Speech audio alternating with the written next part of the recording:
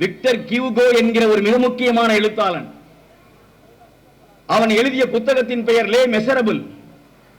அற்புதமான நூல்.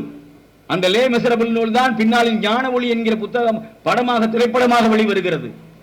எவ்வளவு பேருக்கு தெரியும் அதை தந்தவர்கள் முகவை மண்ணை சேர்ந்தவர்கள் என்று? அந்த அற்புதமான லே மெசரபிள் புத்தகத்தை விக்டர் கியூகோ அந்த அற்புதமான புத்தகத்தை டெல்லியில் கொண்டு வந்து வைத்துவிட்டு சொல்கிறார், ரெஸ்பெக்டட் ஜென்டில்மேன்ஸ் அப்படின்னு சொல்றார். எல்லாரும் பார்க்கிறாங்க. விக்டர் கியூகோ எழுதிய இந்த ஆங்கில நூல் நிறைய வக்காபுலரிகளை கொண்டது, நிறைய சினாப்சிஸ் பிரேக்ஸஸ் கொண்டது, நிறைய பொருளடக்கங்களை கொண்டது.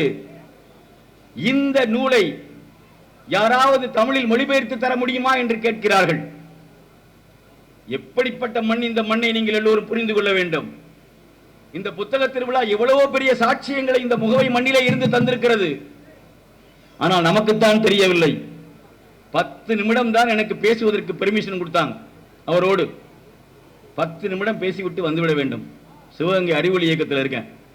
10 நிமிஷம் பேசினா போதும், அதுக்கு மேல உங்களுக்கு பெர்மிஷன் கிடையாது.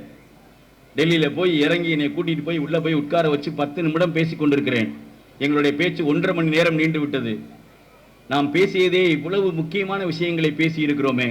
அவரிடம் இதேதான், இந்த மேடையில் என்ன பேசினேனோ முகவை தந்த முகவரிகளை பற்றி அவரிடம் அதைத்தான் பேசினேன்.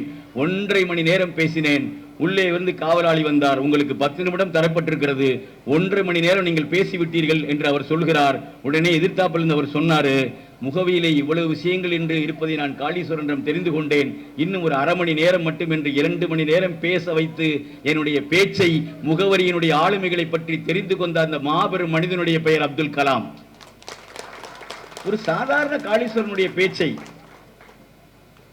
ஒரு வெறும் தாடி மட்டும் வைத்துக் கொண்டு ஒரு சாதாரணமாக பார்ப்பதற்கு பங்கரையாக இருக்கிற என்னுடைய பேச்சை கேட்டு ரசித்து 1.5 மணி நேரம் கேட்டுவிட்டு ரசித்து விட்டு அவருடைய 2002 என்கிற நூலிலே காளீஸ்வரனிடம் எத்தனை செய்திகளை தெரிந்து கொண்டேன் என்று எழுதிய பக்குவம் முகவரி தந்த முகவரியாக இருக்கிற அற்புதமான அப்துல் கலாம் போன்றவர்களுக்கு மட்டும்தான் தெரியும்.